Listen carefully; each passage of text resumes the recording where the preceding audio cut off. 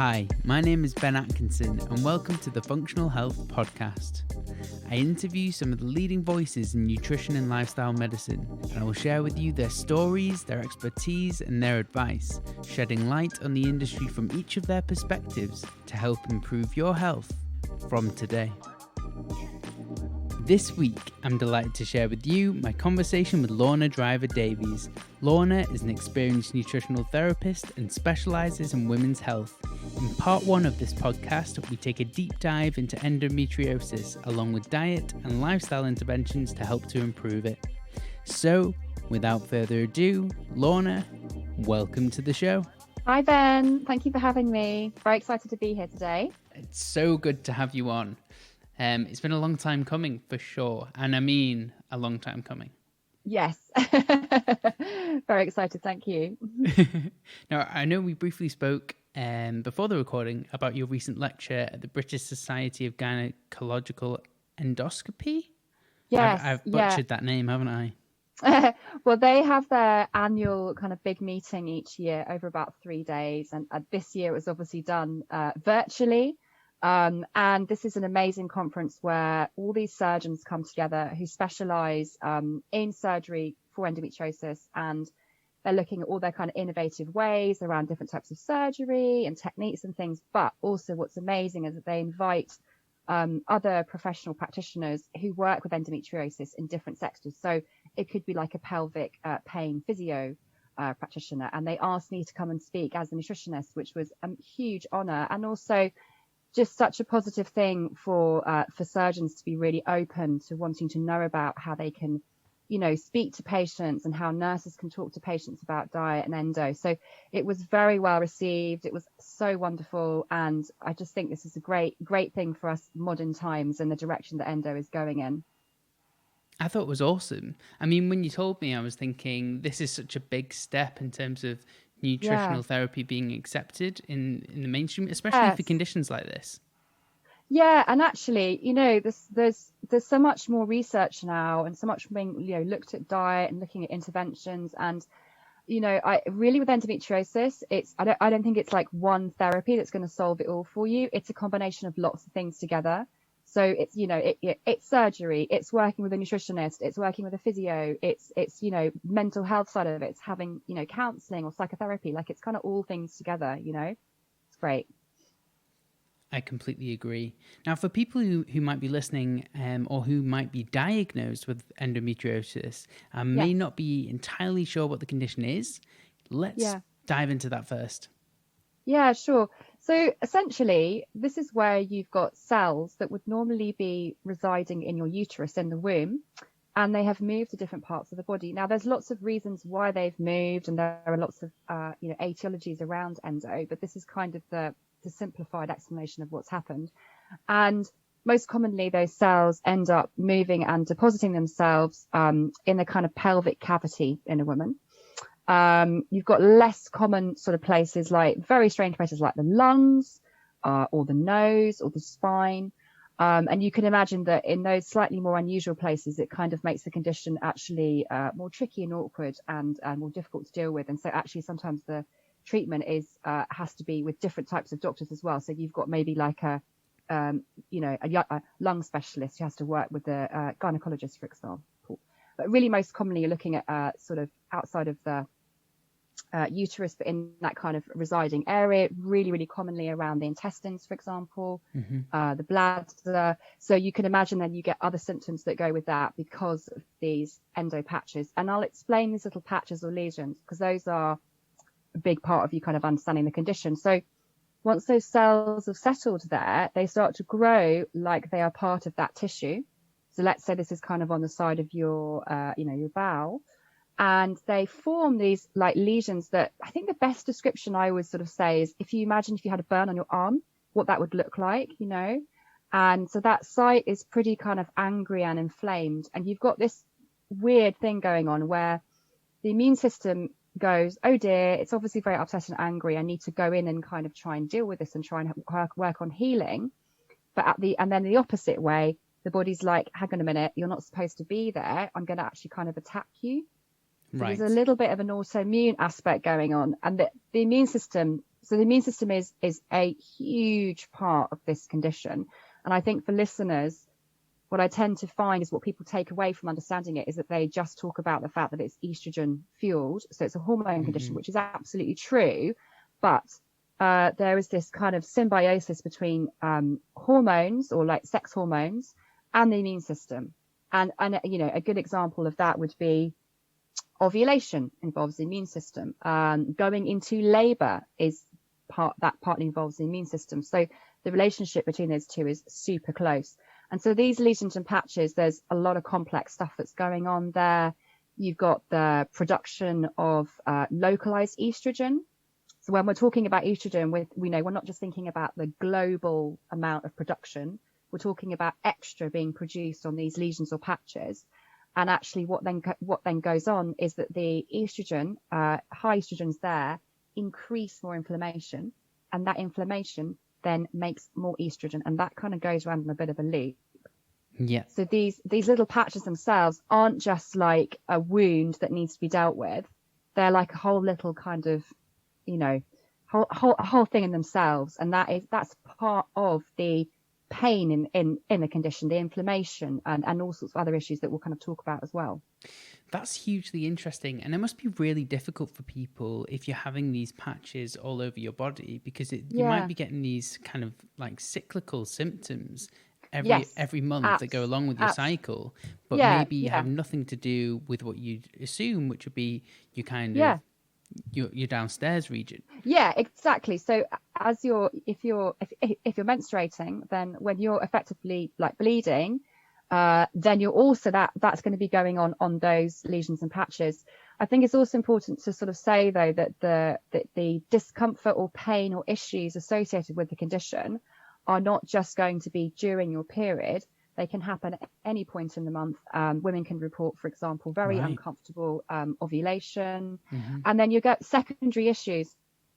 So, you know, if you've got a few of these lesions or patches and they're kind of in corresponding areas, because they're very upset and inflamed, they can get kind of sticky, and then they start to sort of fuse together, and that's where you get adhesions. And so actually surgery is often dealing with the patches themselves, but also releasing adhesions.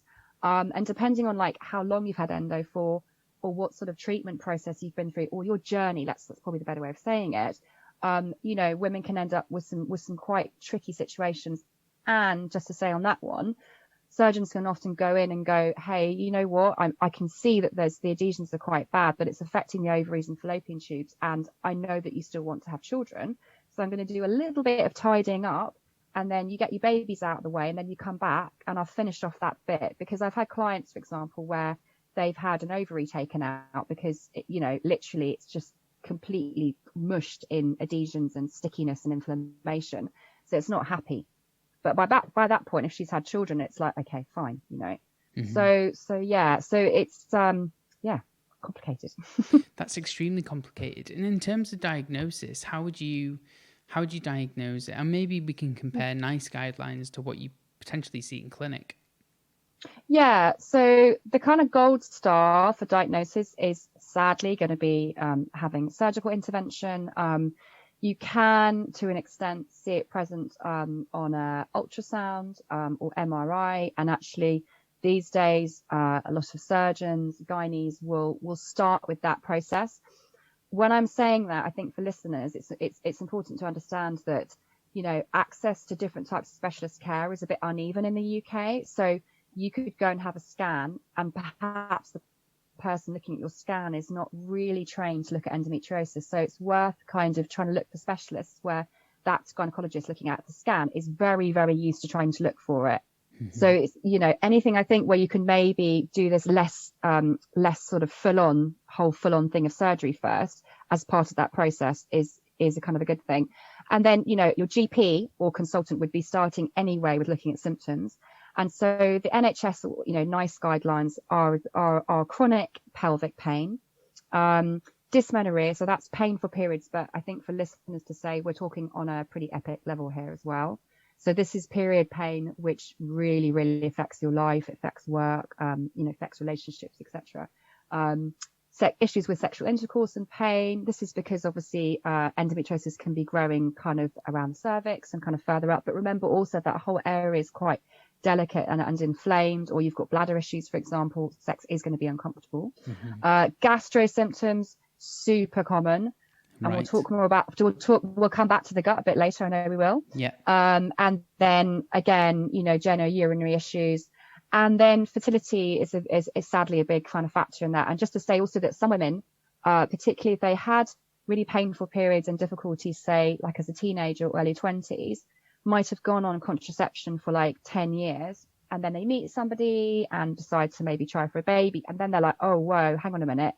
I've got a lot of something going on here that's difficult and getting in the way of me conceiving. So that can be the first time that women sometimes even get into this whole subject. So it's usually these days more about sort of 28 and over, and just generally mid-cycle pain. So with what I do with clients is, where we're suspecting it, is say, make a symptom diary that runs over the next 3 months. Be really specific about maybe activities that you cannot do, so that your doctor has a comparison between understanding what standard period pain is like and then understanding what possible endo pain is like. I mean, I'll give you an example.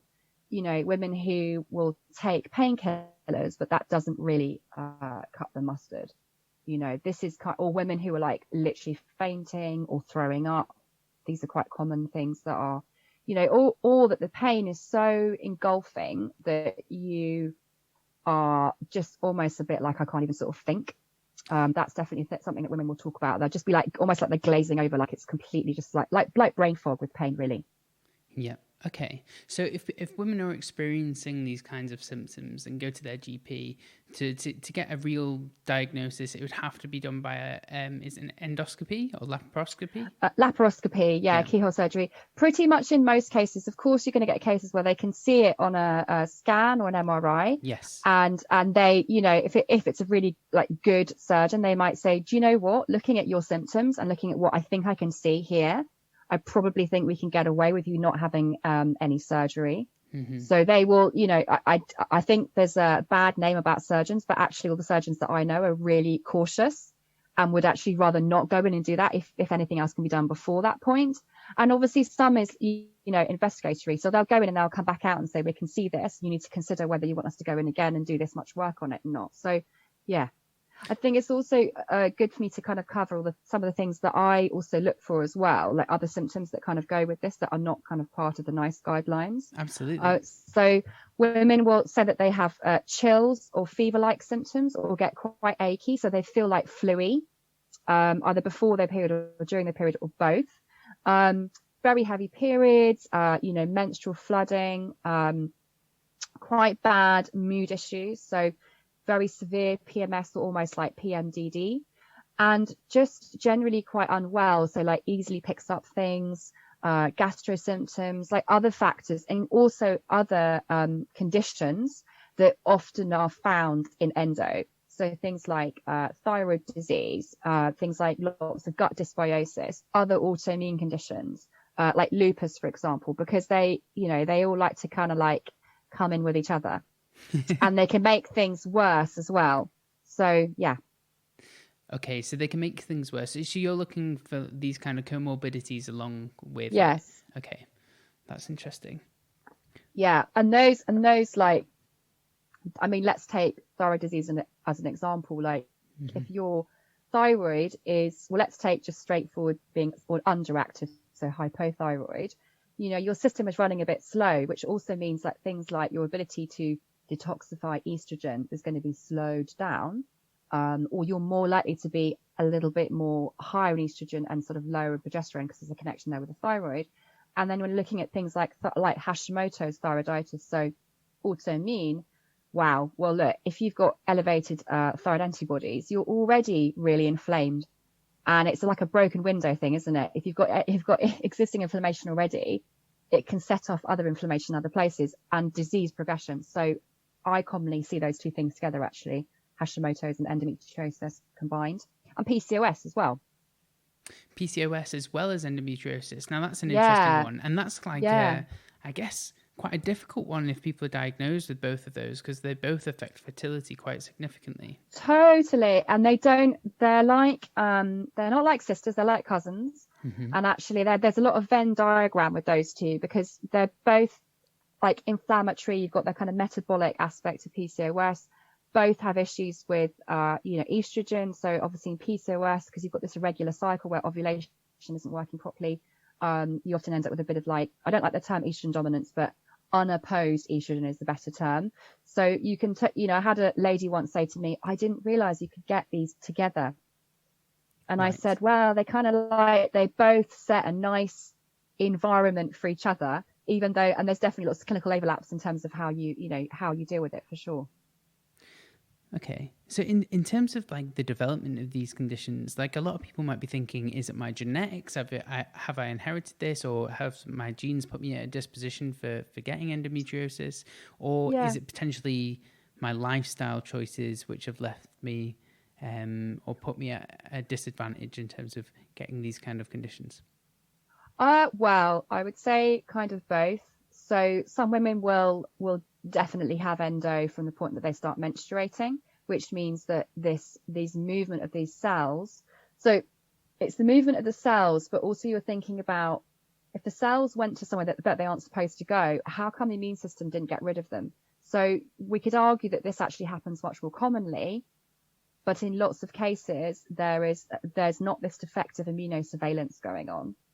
So one of the most officially recognized theories on endo is called retrograde menstruation. Retrograde menstruation is actually fairly common. So this is where blood flows back up the pelvis and then obviously into the fallopian tubes, etc. And that happens fairly commonly, but you have to think, well, what's the difference here? Like if that's happening in some women but not others, and the immune system is kind of going, oi, you're not supposed to be there, off you go. But in other women, it's not. It's letting it kind of progress. And then there are other factors kind of within that. So that's kind of like one theory, but also women can go on to develop this much later in life. And this is where you have to look at things like, immune system weaknesses. You have to look at things, the fact that cells can be changing. These are all part of some of the kind of theories as well. So yeah, it can be something that you just get a deck of cards for, unfortunately, from the point where you have periods, or that it's already there, by the way, and but we're talking about, being affected by the environment, whether it gets switched on or not. So when I did a case chapter, she's a good example of that, where she had family history of autoimmunity. All her and two other sisters all have thyroid disease, and one sister had lupus, which is also estrogen fueled, and she had no endo symptoms until I think after her second child. So she's quite a lot older. This is like, we're talking way much more into sort of like late 30s, 40s here. But I think it was always there. But I think what switched it on was she got super inflamed and run down from getting a thyroid condition. And then actually she had lots of disrupted sleep because she had a 2-year-old that just wouldn't sleep. And, you and I both know like how important sleep is. Absolutely. So if you're that deprived of sleep, which means that all sorts of things aren't working properly, including your immune system's ability to regulate itself and deal with actually like rogue cells, things that are getting out of control. Okay, that makes sense. So if genetics kind of lights the fire of endometriosis, that our lifestyle and environment can fan the flames, as it were. Yeah. Or equally, you've got someone who's predisposed like that, but it never ends up, happening. Mm-hmm. So it's kind of like when I get really deep into looking endo, because there's so many factors. It's really fascinating. So I'll give you me as an example. So I've done all my genetics, and I've definitely got some things where you look at things like my ability to make nucleotides is kind of dysfunctional, so I have to supplement them, and that dysfunction is associated with endometriosis, and I have a little bit of that. And I've got some detox pathways that just don't detox estrogen properly, and I have something else. I'm what's called homozygous COMT, so I'm deficient in my ability to make that COMT pathway like work properly. And if you take all of those things together, that's some gold stars to potentially develop endometriosis, But then my view is actually it's a small amount, and I've been all right with it because I've looked after myself, and because I've kind of, obviously I'm in this whole kind of arena, but I'm doing everything I can to keep everything sort of happy. We all get our genetic deck of cards, don't we? So it's a case of like how we then deal with them on the day to day. Now, you mentioned, I completely agree with that, but you mentioned nucleotides, and I just want to rewind back to that because some listeners might be unclear with what they are and why they're beneficial to supplement. Yeah, so these are basically the components of nucleic acids. So the building blocks for RNA and DNA, and they're really important because obviously they keep those components kind of working as they should and healthy. And that part is also part of also how the immune system works as well. So I know that actually by making sure that I'm supplementing that, I'm keeping my immune system, strong in other ways. And actually, certainly, I can really look back in time when I was in my 20s and I didn't know about any of this stuff. I would definitely pick up things much more quickly. Or if I was unwell, I would get more inflamed. It would be harder for me to kind of break that cycle, feeling more achy for longer than, say, somebody else. Yeah. Okay. Yeah. That makes sense. And in terms of supporting your detox pathways, because I understand when you say detox, it's detoxing estrogen. Yeah. Primarily, how are you doing that? So, I mean, estrogen, first of all, it isn't one estrogen. It's you've got three sort of subtypes there, but also estrogen but estrogen as it goes through. So essentially, let's start from scratch. So you need to make a hormone, then you're going to use it, and then it goes on the pile to get detoxified. But during that process, let's take E2, so that's your strongest type of estrogen. Which is the estrogen that you mostly make in higher levels through your kind of menstruating years. Estrogen types change in menopause and they change in pregnancy. And so, by the way, when you're pregnant, because you make a much softer, gentler type of estrogen, lots of health conditions tend to go away during the pregnancy. So particularly autoimmune type conditions as well that would be fueled by stronger, more aggressive types of estrogen. So estrogen has to be sort of like, it gets broken down in subcategories as it sort of moves through the detox pathways. And to make it simple for listeners, is that you're taking something and then sort of making it a bit more toxic and then trying to make it a bit less toxic and sort of package it and keep it all safe so that it sort of moves through that whole process without it kind of affecting you. Because I think hopefully listeners understand that actually if you start doing detoxing in the wrong way, it's like opening a Pandora's box and you kind of release all these things into the system without them being, without you protecting the body. So the sort of safe passage of this kind of estrogen metabolism and detox has to be done properly. And once that's gone through your liver, that's obviously ending up back in the gut. And then the last point is going to be the bowels, which is also why I talk all the time about fiber and microbiome and healthy bowel movements, because that's an integral part of not just female hormone balance, but also really managing endometriosis and that whole kind of topic, really. We'll definitely get on to a little bit to do with gut health later, and especially diet. I just want to rewind back to you spoke about pregnancy. Now, there's definitely an let me get my words out, immunological component as well, because I know, like you said it, when women are pregnant, it can almost downregulate autoimmune conditions in terms of their symptoms and things like that. Yeah. Even really, I mean, I'm not saying, some autoimmune conditions are worse than others, but even late stage MS, for example, the kind of symptoms of that can regress somewhat when people are pregnant, which is incredibly interesting. And that also ties quite nicely into something that I wanted to talk to you about, is the contraceptive pill as a treatment or for endometriosis. Yes, actually what I see more is recommendations on having a Mirena or Kyleena coil. So this is where you've got localized progestin amplified kind of from that coil inside. And I probably see that recommended more. I'll tell you also why. If you've had laparoscopy, it's quite common that it's actually fitted like there and then. So it's done when you're actually under anesthetic. So you wake up and it's kind of already done. So that is used more as a kind of pain prevention. So when we're looking at things like the pill or the coil, they're really there to either, stop a period happening because the periods are still very painful and difficult to deal with. And just again to kind of sort of protect that area as well. So I probably see that more recommended than I would say the standard sort of pill. It depends on the person and the situation.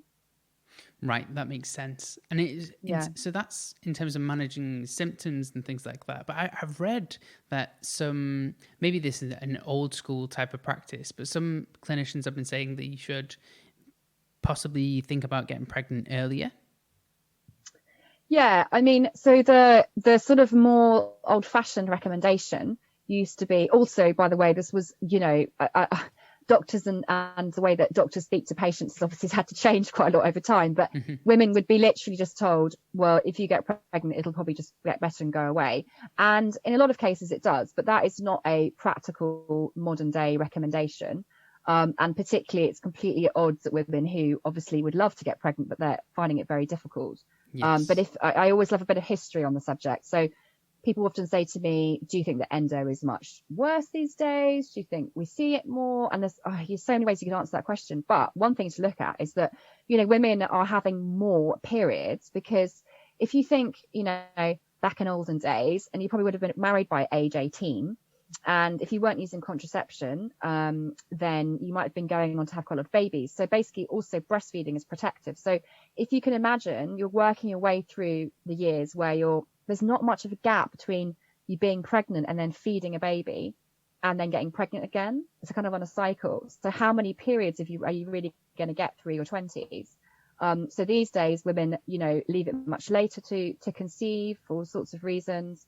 And again, that's just way more periods. And you have to think every period that you have is more of that cycle, that endo cycle going on those lesions and patches. Does that kind of make sense? Yes, that makes perfect sense. So in terms of prevalence, have you seen it, I suppose, the statistics, is it more prevalent now than ever before? Yeah, I feel like it is. It's difficult to say because, do we have better technology, better research? Are we sharing data better? I mean, last year the government did their first kind of parliamentary inquiry into endometriosis. So they did a huge survey. So lots of interesting data came out of that. Mm-hmm.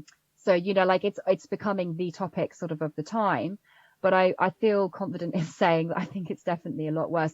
Also, you do have to remember that way back, in historical times, if you had this type of thing going on, nobody would have really understood what was going on. So yes. You would have sort of just like lived with it. And that's kind of, that sort of would have been it. Also, I mean, you get some interesting, I had a client once who had some gastrosurgery at like 60 something. And I got her as a client at like that kind of age. Anyway, so she says to me, oh yeah, the gastrosurgeon, when I came round, said, oh, madam, you have endometriosis. And she was like, endo what? And he was like, yeah. And so she explained that he could see really old lesions and patches that were not active anymore. So they're kind of like really old scars, basically. Okay. But she'd had a completely like normal menstrual history, gone on to have 3 children, no problems. So also, by the way, the amount of endo you actually have, it doesn't indicate anything. Like, meaning, you have quite a lot of endo and actually don't feel too bad. And they have a tiny bit and it causes all sorts of problems. So it's, again, it's like, also, I do think there's real immune dysfunction in women who have endo, and all sorts of things that aren't quite working as they would, if that makes sense. Yes, that does make complete sense. And especially when we were talking about the immunological component before, I think it makes sense that it's both a hormone but also immune-driven problem, as well as inflammation. Now, in terms of what people can do, in terms of empowering people, is there a dietary protocol that you follow? And I want to touch upon this in a little bit more in depth later on. Yeah. So I think if we take what I was saying earlier on, like into 2 sort of categories, think about the fact that you're wanting to manage hormones there. When I also say that, we're not just talking about estrogen, we're talking about other factors kind of within that. Yeah.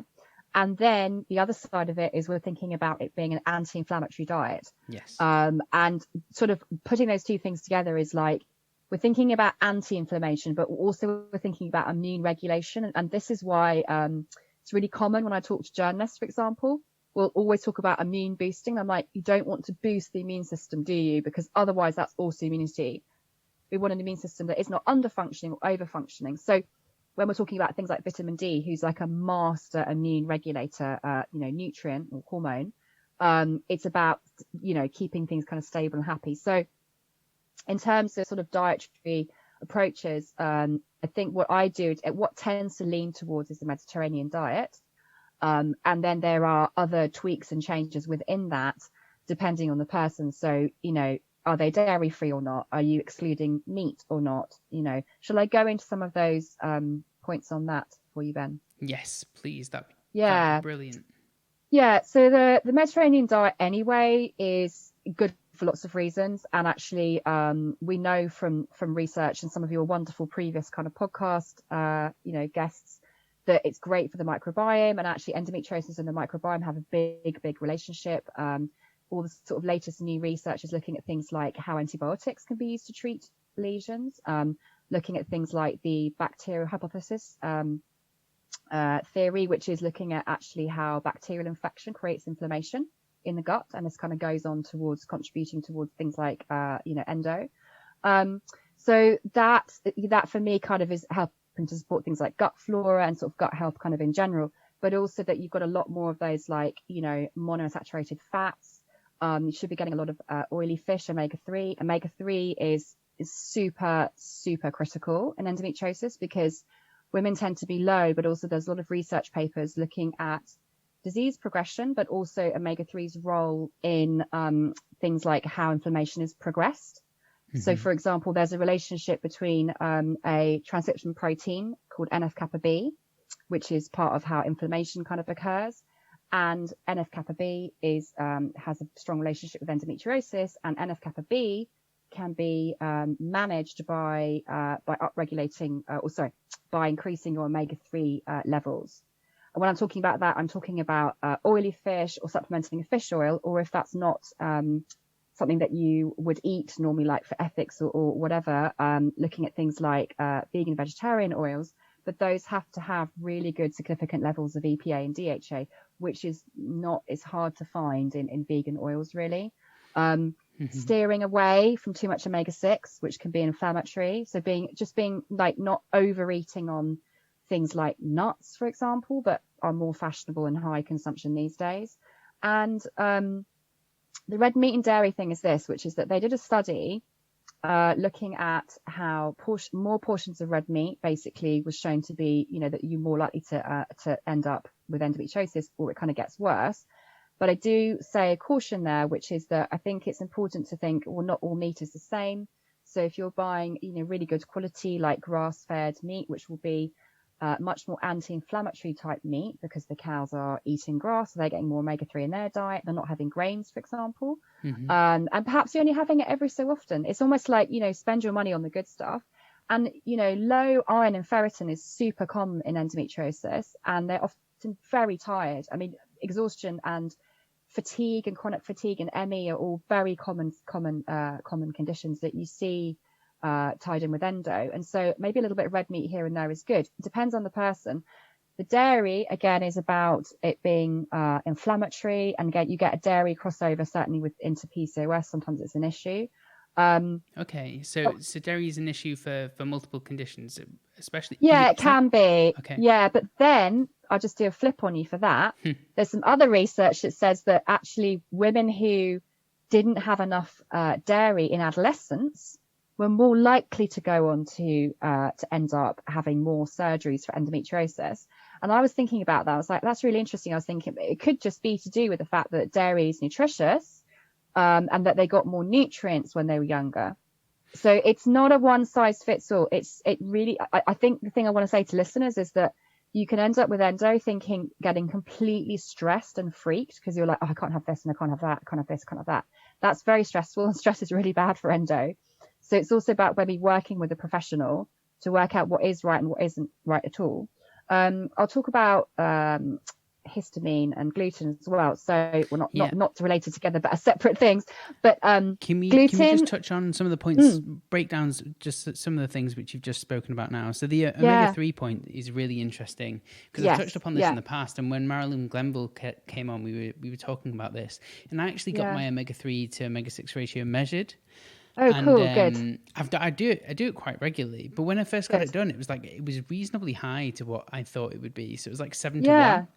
Yeah. 7 to 1 omega-6 to omega-3, and I was like, right, okay. And I wanted to get that down because the first time I got it done, it was even higher than that. I think it was like 9. And one of the things, like, I eat oily fish, like big fan of sardines and mackerel and all the smelly fish that most people don't like to eat. So that wasn't a problem in my opinion in terms of omega-3 intake, and I take supplements occasionally and things like that. But one of the things which was a problem which occurred to me was nut intake, which you highlighted. And particularly I was eating a lot of almond butter. Like I have a fairly high fat, low carbohydrate diet. I mean, I do this cyclically. But when I do, I tend to lean on nuts, and that was a big issue. And I should know better. But once I kind of removed nuts out of my diet, or certainly reduced the intake significantly to 1 portion every other day, my omega-6 to omega-3 ratio came down, so it's now 4-1. And I think that it's like we all do it because it's really easy to sort of fall into that thing, because obviously you know how it is, like Instagram, magazines, like, oh, not this, not that. It's like, it's very trendy. And it's someone once said to oh yes, I know. We've all been there at like 10 o'clock at night with a spoon in the jar, haven't we? So, you know, especially lockdown. But and I forgot what I was going to say. I was going to say something on that. Hang on a minute. It was nuts, omega-3 to omega-6 ratio, and over-consuming nuts. That was it. Right, hang on. Okay. Someone once said to me, a good way of controlling your nut intake is to think, how many nuts could you actually pick yourself? Because remember, like, we just get like bags of nuts. You just buy nuts and they're just there. So if you actually had to go out and forage them, you probably would give up after a while, and you probably would end up with a small amount in your hand. Yeah. And I think also you mentioned keto. So, or at least let's kind of say that again. So like we're looking at sort of low carbohydrate, high fat, medium sort of protein diet. Yes, exactly. I do actually think that's quite helpful for endo. It depends on the person. Like if you just get an endo client, let's say they're quite new working with me, and they are absolutely exhausted and they have a lot of blood sugar stuff going on, you kind of need to get them on a like quite balanced diet first of all. And then if I feel like they're kind of energy wise, I can sort of lower the carbohydrates.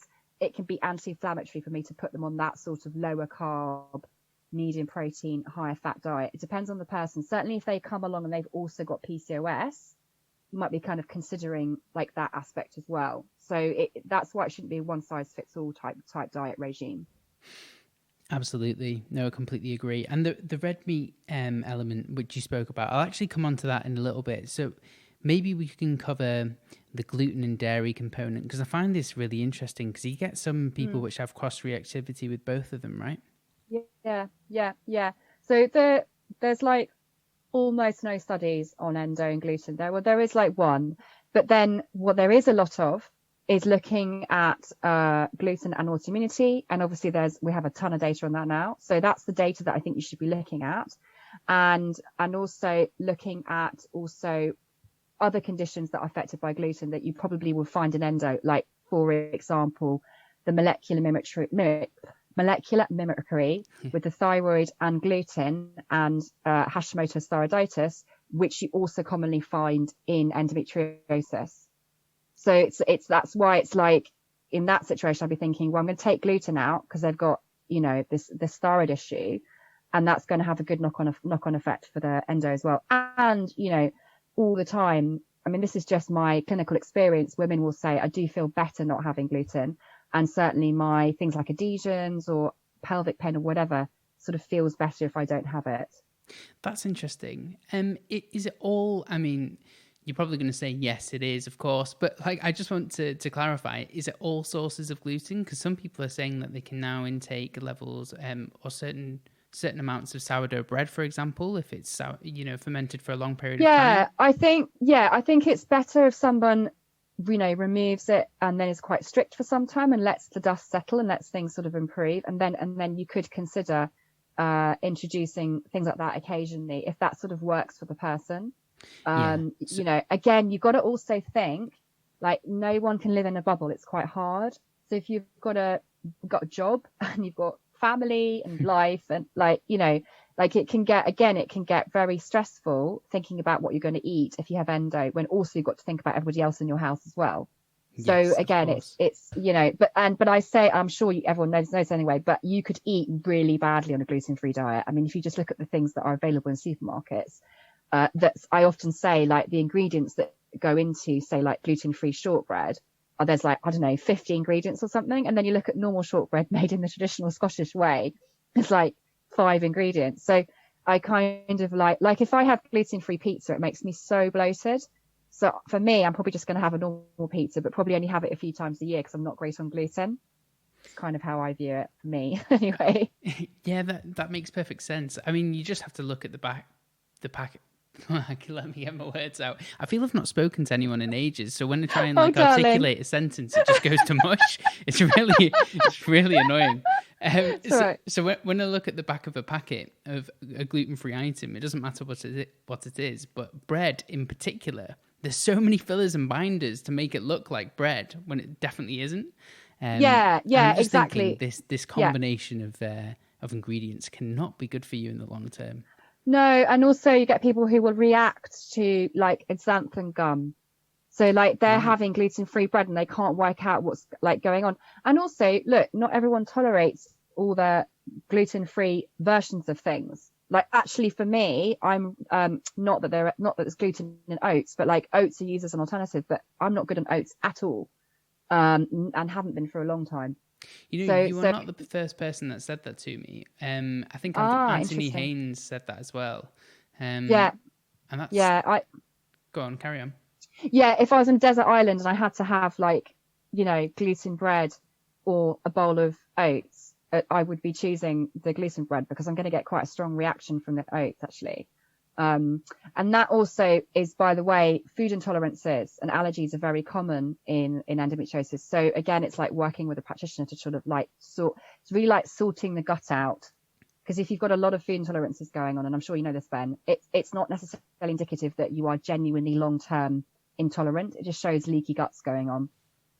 Yes, no, I completely understand. That's why in some of these panels that you can get in terms of IgG panels, it can come back, and you've got a sensitivity to everything. When really you haven't. All that's happened is that your gut is leaky and things are going into the bloodstream that shouldn't be there.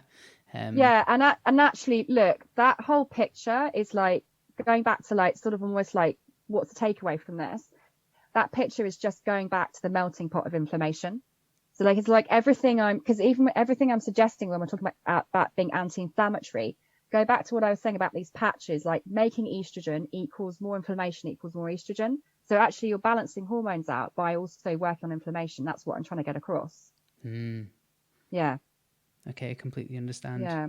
Now, just to touch upon that red meat point, because I have some interesting thoughts about this, because I think red meat is extremely nutritious for one, but for people with endo, I imagine it can be quite beneficial because if you have a heavy period, they could do with the iron source, and B, it's like, especially things like offal can be incredibly high in vitamin A, and I know there's a link between vitamin A and endometriosis, and I'll just give you an example. So I read recently that fruit and vegetable consumption as part of the wider Nurses' Health Study, which is an ongoing study, found that vegetables and citrus fruit intake reduced the risk of developing endo, and it was thought that the increased intake of provitamin A reduced the risk. Now, I know this is an association, not causation, but I think there's a lot to be said about vitamin A levels and the immune function and how that interplays with endometriosis and other conditions as well.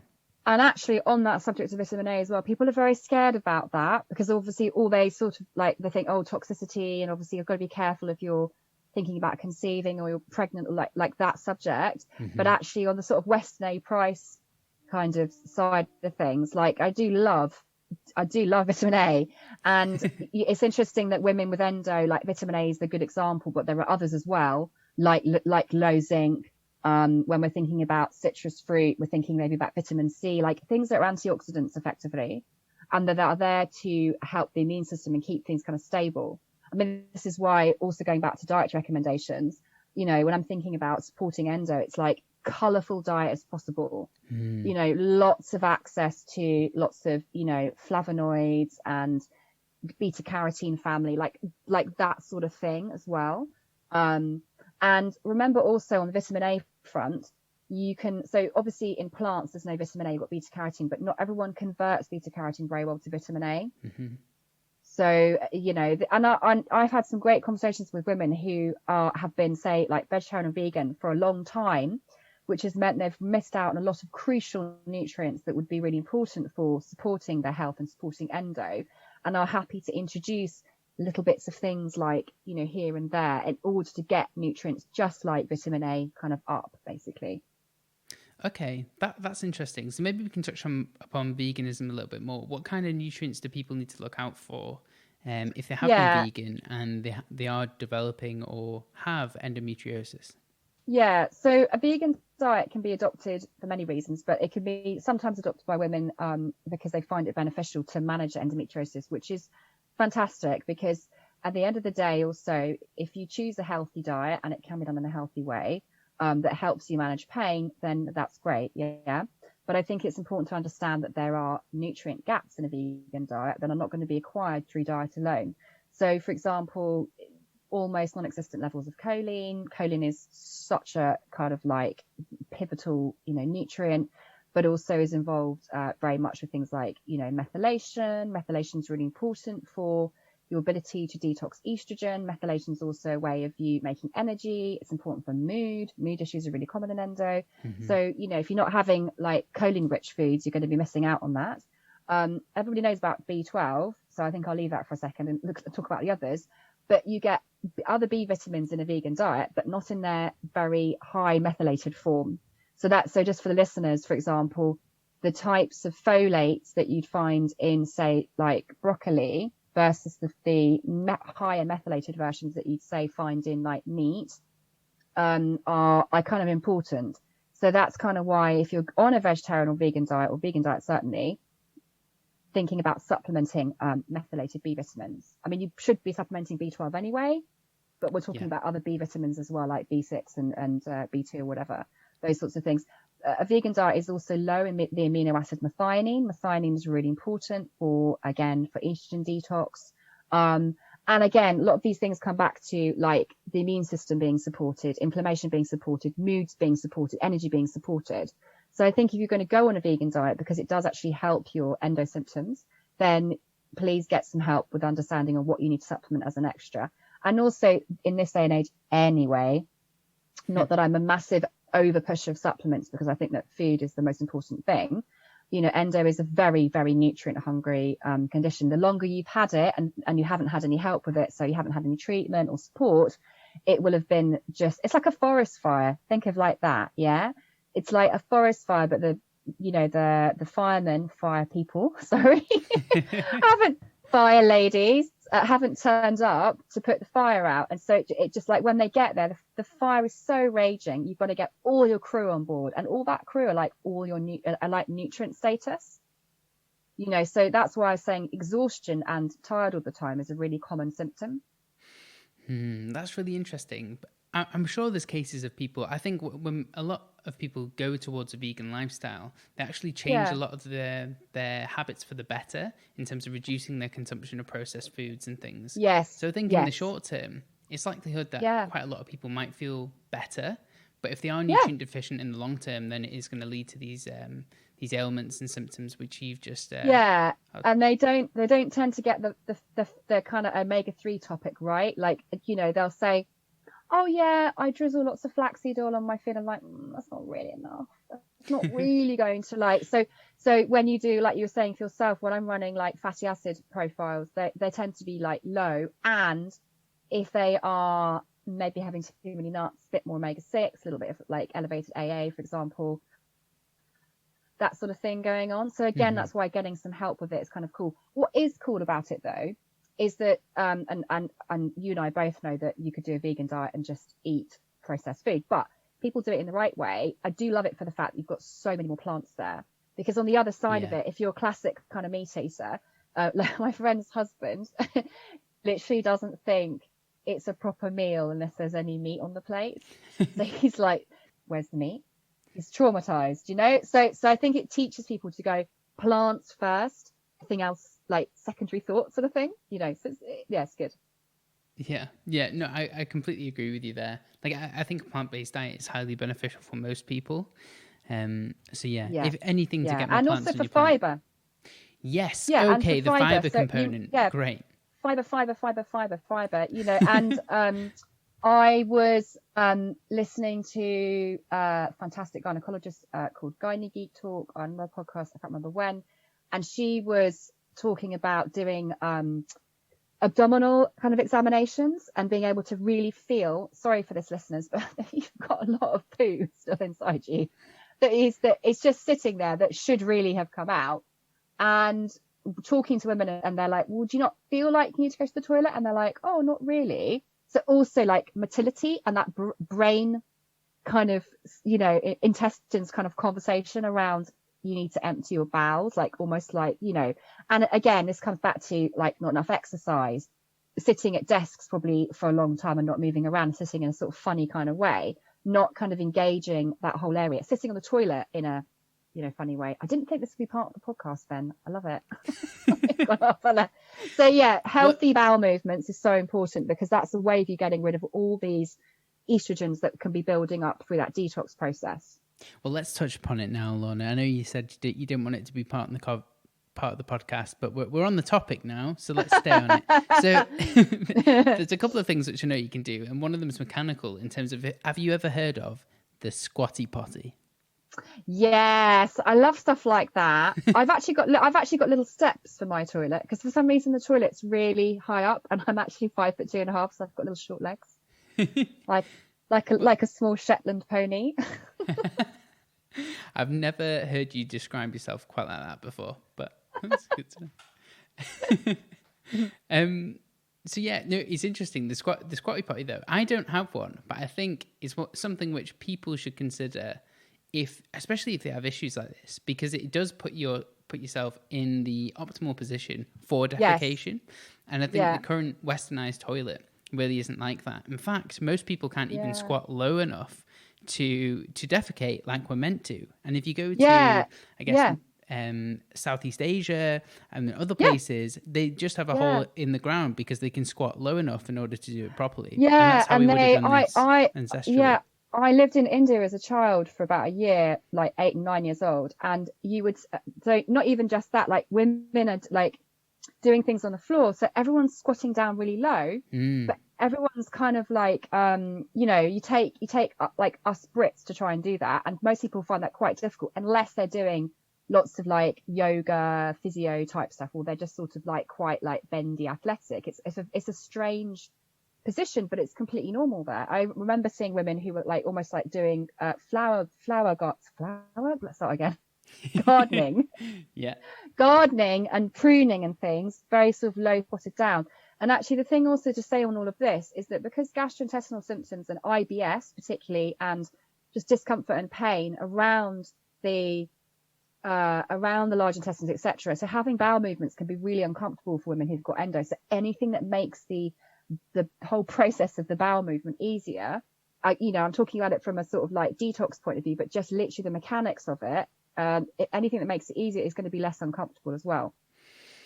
Okay, that's really interesting. In terms of the types of fiber then, I guess that would be good to touch upon, because there's obviously different types of fiber, and I'm aware that fiber also binds onto the bile inside the gut, which contains some of the estrogen and testosterone, which can then be obviously released out. But if we're intaking high amounts of insoluble fiber, for example, would it have the same effect as soluble? Yes, I think you want a bit of both, and I tend to also find people get really tripped up on this subject and start worrying about. Yeah, that's true. Don't want to get too much into the minutiae. But no, I just think, if you want to keep it super simple for yourself, and also for some people, some types of fiber so I think we should talk about Sibo and Fodmap diet. Yeah. Mm-hmm. So some of these things that we're talking about that are going to be great for, say, like the immune system or the microbiome. And very commonly I have women who'll say, oh, I bought this gut book and it said I need to have lots of, I don't know, like artichokes or whatever. And they're like, I feel absolutely awful. And I'm like, okay, we need to have a look at what's going on here, because if you've got like issues with histamine, you've been eating loads of like sauerkraut and you feel awful, Yeah. So even though sauerkraut's really good for our gut, so this is, if you've got gut dysbiosis and infections, some of the things that we think are really good are going to make it worse. So for example, I don't put probiotics in when somebody has got small intestinal bacterial overgrowth. We'll wait until that's been dealt with and it's gone, and then you can put some probiotics in, because there can be a risk that you start. So this is bacteria basically that's in the small intestines that isn't really supposed to be there. And then it's going to, you eat foods that are carbs that are kind of difficult to digest. The bacteria that is there gobbles them up and then starts to ferment and produces those gases. And those gases can be really uncomfortable in that it causes lots of bloating or constipation or loose stools going on. So that's where that link with a low Fodmap diet comes in. Low Fodmap diet is very researched in connection to endometriosis, probably because it's a very official diet. So dietitians will use it, for example. Yeah. Okay, so it can be beneficial in terms of symptomology, but you're not actually addressing the root cause of the problem. No, you're sort of fanning the flames of the situation. But again, and I've got two views on this, which is that, and again, like Sibo is a whole rabbit hole, so we won't go too far down it, but for the whole podcast. But in America, it's quite common to use specific antibiotics for it. And I've seen actually great success in that because it's very specific. It's hard to get it prescribed here and it's expensive, but that can be good because for some people, going through the natural process of it by using certain types of herbs and things which are really good can be quite a much longer process. And like, I'm thinking about different situations. So I'm thinking about classic person who's got not really any health issues going on, but just has Sibo, or person who has endo, but then they've got Sibo. So if you're thinking about it, putting them on some heavy duty Sibo detox, they might not be able to just really cope with that because it just sets off other symptoms too much. So sometimes going in cleaner with antibiotics can be sort of helpful because you can do all the gut restoration kind of after that as well. Yeah, okay, that makes sense. So in terms of using probiotics and things of that nature, is there a particular probiotic, once you've got rid of the Sibo, that you would use in terms of managing gut symptoms? I am not an over user of probiotics because I think it's not a good thing also for people to think that you need to take one every single month. Actually, what I can see sometimes on gut tests is where people have really hammered a probiotic product, and it's actually they've now flipped the kind of bacteria balance a bit too much. I like the way I think of kind of explaining it is, if you imagine you've got a house, you've got different people in the house that kind of have different personalities, and somehow everyone manages to live together and keep it all balanced. But if you have too much of some personality, other people might get annoyed with them.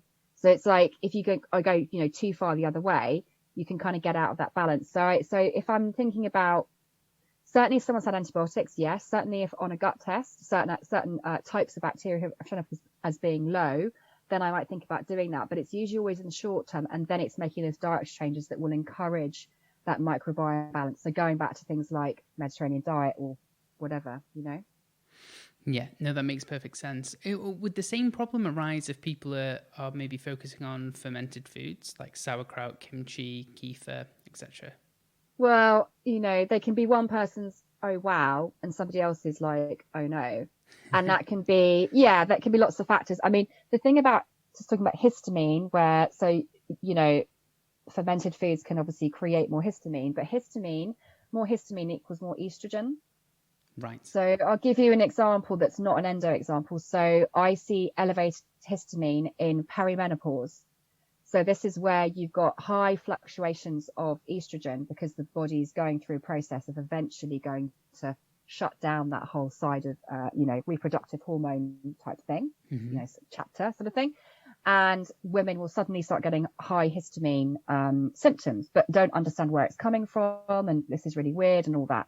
So, and, having those foods then can make that worse. So again, you can come back to them once perhaps you've sort of settled things.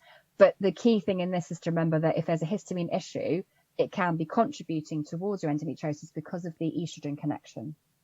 Right. So that makes sense. So in terms of like takeaways, it should be maybe introduce probiotics as long as you understand that you haven't got any Sibo, but obviously working with a practitioner. And if you are going to include fermented foods, just maybe small amounts and see how you feel before just incorporating them all the time into every single meal. Yeah, totally. And also everyone's different. Like I'm fine on sauerkraut But even though I love kimchi, it isn't quite right for me. But it could also be that I'm not very good on having very hot chili. So if I make a sort of curry type meal, I actually use a lot of black pepper and ginger, which are lovely, rather than going down the hot end. And to be honest, I've probably always been a bit like that. So you have to find what works for you. It's very sad though, because I do actually love kimchi so much. I think I once ate a whole jar in one sitting, and then the rest of the day lived about 6 months pregnant. I was like, it was worth it. It was worth it. Yeah, I wouldn't want to be around you at the time, that's all. Oh dear, yeah. Ooh. So, it's kind of, but actually on that topic, if we go back to what we were saying earlier about, do we think that there's more endo? Like, we had all these foods more on our diet way back, didn't we? Yeah, way back when. Just more in ancient times. So actually, if you're thinking about like healthy microbiome and the immune system, we're like less healthy now, if that makes sense. Yeah, so we're less able to tolerate these things when we do actually eat them. Yeah, definitely, yeah. One of my favourite cookbooks, which I was actually gifted in the winter, is from an author called Olia Hercules. She's a chef, and she's got a lovely book called The Summer Kitchen, which basically, and you have to read it from the beginning. It's like beautiful history, looking at like basically fermented products and lots of pickling and lots of preserving, because it comes from this concept of not really being able to refrigerate stuff properly, which has been, the case for us for a long time before we had fridges. And you just look at that and you just think, oh my God, it's so much good gut stuff. So much, it's such a lovely book to look at, by the way. Great recipes. Okay, what's that book called? So it's called The Summer Kitchen by Olia Hercules. But so her previous one like that is great, but get The Summer Kitchen because that really looks at, if you're really into things like lots of cabbage and pickled cucumbers and things, that's the book for that. Okay. You see, I do kefir, but every time I make sauerkraut, it just never ends up that good. So probably it really doesn't. So I need a new recipe. Yeah, and everyone's had their like sourdough starter baby that they've abandoned that somebody's going to call the sourdough social services on you because you've forgotten about it. You didn't feed me. I've not actually made sourdough yet, but that is on my list. I literally just wrote it down now. So.